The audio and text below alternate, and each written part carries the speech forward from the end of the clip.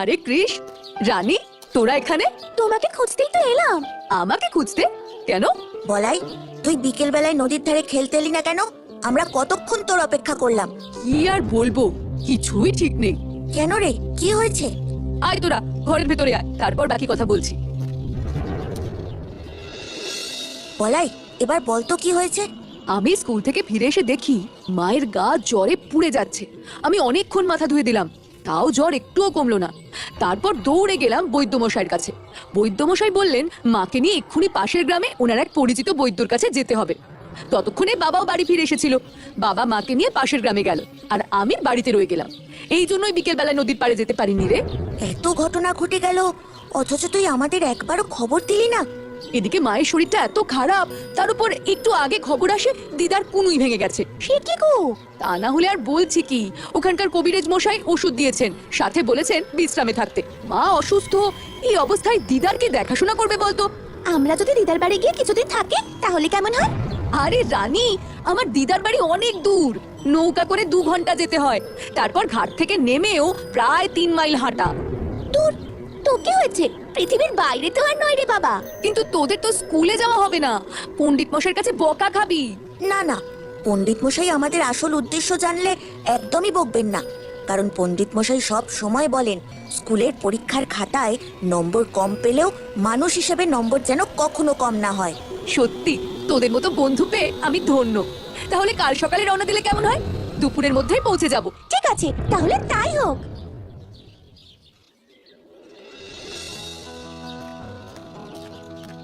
বাবার সকালে ফিরতেই অনেকটা দেরি হলো, তার জন্য দেখ বেরোতেও কত দেরি হয়ে গেল। কি করবি বল, কাকিমাকে একা রেখে তো বেরোনো যেত না। কাকু না ফেরা অব্দি অপেক্ষা করতেই হতো। এত দেরিতে বেরোলাম, ওদিকে পৌঁছতে যদি সন্ধে হয়ে যায় তাহলে তো ঘাট থেকে হেঁটে বাড়ি যাওয়া যাবে না, ঘাটেই সকাল হওয়ার অপেক্ষা করতে হবে। কেন? আরে তোরা জানিস না, ঘাট থেকে আমার দিদার বাড়ির মাঝপথে পড়ে একটা বিরাট বড় জঙ্গল, আর ওই জঙ্গলের পাশে একটা কবরস্থান।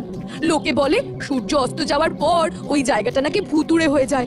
শোন বলাই, বেরিয়ে যখন পড়েছি তখন আর অত ভেবে লাভ নেই, যা হবে দেখা যাবে, চল।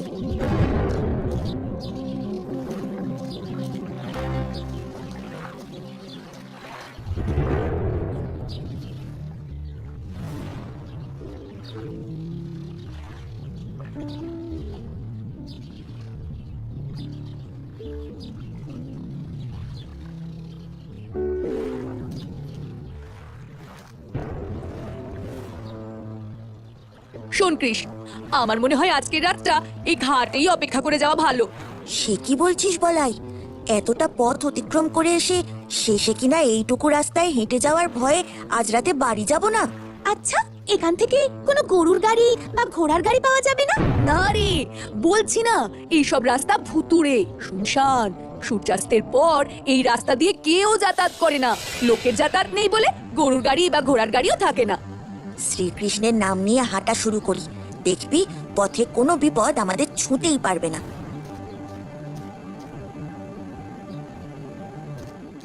দেখ দেখ, গাছের তলায় একজন বসে আছে না? আমার খুব চেনা চেনা লাগছে। আরে আকবর জ্যাঠা না? বলাই, কত বছর পর তোকে দেখলাম। আর এরা তোর সঙ্গে কারা? জ্যাঠা, তোমাকে যে এত রাতে এখানে দেখতে পাবো আমি তো ভাবতেই পারিনি। এরা আমার 2 বন্ধু। বলাই, তুই এত রাতে এখানে কি করছিস? দিদার কুনুই ভেঙে গেছে, তাই এসেছি এখানে দিনখানেক দিদার সাথে থাকবো বলে। তা খুব ভালো করেছিস বাবা, কিন্তু এত রাতে বাড়ি যাবি কি করে? আমি তো ভাবছি আজকে রাতটা ঘাটে অপেক্ষা করে কাটিয়ে দেব, কাল সূর্য উঠলে হাঁটা শুরু করব। এ বাবা, তা কেন? চল, আমি তোদের বাড়ি ছেড়ে দিচ্ছি। আচ্ছা, এই শুনশান রাস্তায় আপনি গরুর গাড়ি নিয়ে কি করছেন? আপনার ভয় করছে না? আসলে আমার এক ছোটবেলার বন্ধু রহিম মিয়া আজ বিকেলে মারা গেছে। ওকেই কবরস্থানে কবর দেওয়ার জন্য নিয়ে এসেছিলাম। আচ্ছা, আকবর জ্যাঠা যদি আমাদের গরুর গাড়ি করে দিদার বাড়ি ছেড়েই দেয় তাহলে তো খুব সুবিধা হয়। হ্যাঁ চল, আমরা তাড়াতাড়ি উঠে পড়ি।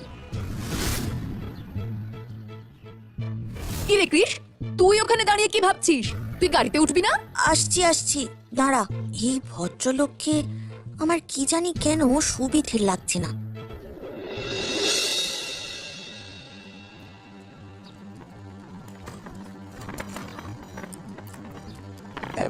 তোদের ভয় করছে না?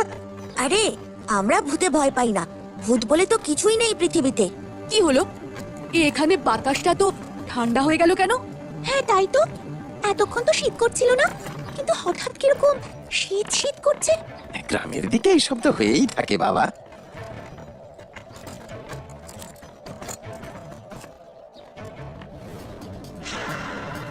আরে আকবর জ্যাঠা, তুমি এটা কোন রাস্তা ধরলে? এই রাস্তা দিয়ে তো আমি কখনো দিদার বাড়ি যাইনি। এই রাস্তা দিয়ে তাড়াতাড়ি হবে। কিন্তু ফলকে লেখা আছে সামনে কবরস্থান।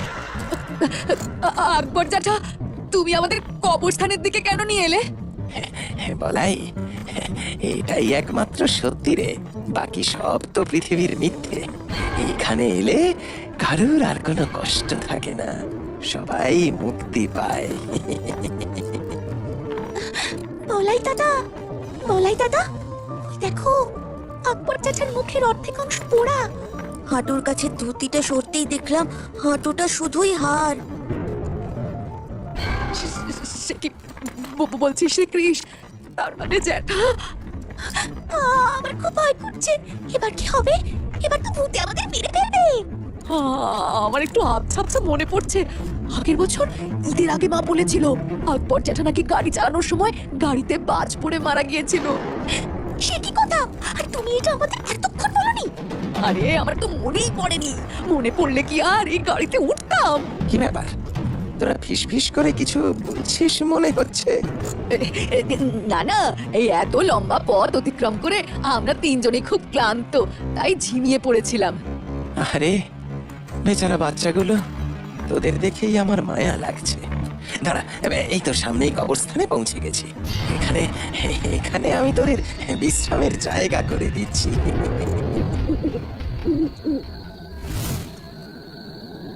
আচ্ছা আকবর জ্যাঠা, আমরা এখান থেকে হেঁটেই চলে যেতে পারবো, আমাদের কোনো অসুবিধা হবে না। না না, আমি তোদের কিছুতেই হেঁটে যেতে দেব না। अरे बोलाई, कितना बड़ा हो गया है हाँ? कितने दिन बाद पूरे তোকে দেখলাম আমি। তুমি রহিম চাচা না? দিদার বাড়ির পাশের বাড়ি তো। হ্যাঁ, তুই একদম ঠিক চিনতে পেরেছিস আমাকে, বিলকুল সহি কাহা। কিন্তু আকবর জ্যাঠা, তুমি যে বলেছিলে রহিম মিয়া মারা গেছে। আরে এই রহিম সেই রহিম না। তোদের বুঝতে কিছু ভুল হচ্ছে। আরে আমি তো দিব্য সহি সালামত জিন্দা আছি, আমি কখন বললাম? আচ্ছা রহিম মিয়া, তুমি এত রাতে এখানে কি করছো? আরে জানিস তো তুই সব কিছুই, আমি শাক সবজি তুলে বাজার মে বিক্রি করে, তাই কাজে লেগে পড়েছি। বাড়ি থেকে 3 মাইল দূর এই পথ, আর আপনি কবরস্থানে এসেছেন শাকসবজি তুলতে? আরে এত কথা না বলে তোরা তিনজনে রহিম মিয়ার সঙ্গে ভেতরে যা, ও তোদের থাকার জায়গা করে দেবে।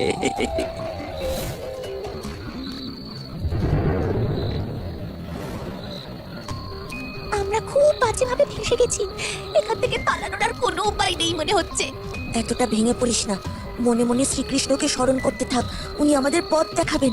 শ্রীকৃষ্ণ বলতে মনে পড়লো, এই কবরস্থান থেকে কিছুটা দূরেই একটা শ্রীকৃষ্ণের মন্দির আছে। ওই যে তোমাদের ঘর, ওখানেই তোমরা একটু বিশ্রাম করো, আমি আশেপাশে সবজি তুলে আসছি। চল, আমাদের এক্ষুনি এখান থেকে পালাতে হবে, শ্রীকৃষ্ণের সেই মন্দিরে আমাদের পৌঁছতেই হবে। ওই তো মন্দির দেখা যাচ্ছে। ওই মন্দিরে আমাদের যেতেই হবে, একমাত্র শ্রীকৃষ্ণই এখন আমাদের বাঁচাবেন।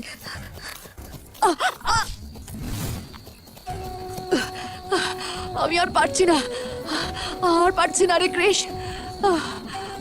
এই একদম তুই মন্দির থেকে নামবি না, আমায় ভূতে ধরলে ধরুক, তুই আর রানী সুস্থভাবে ফিরে যাস। তোদের তিনজনকে মেরে আমি রক্ত খাবো, আর তাহলেই আমার আত্মা মুক্তি পাবে। নেমে আয় বলছি, ভেতর মতো মন্দিরে গিয়ে দাঁড়িয়ে আছিস কেন? সাহস থাকলে তোদের বন্ধুকে বাঁচাতে নেমে আয়।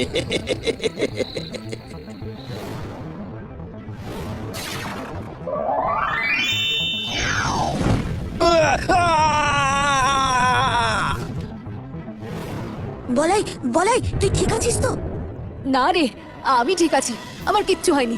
আমাদের সঙ্গে তো শ্রীকৃষ্ণ আছেন, আমাদের প্রাণে মারবে এই সাহস কার?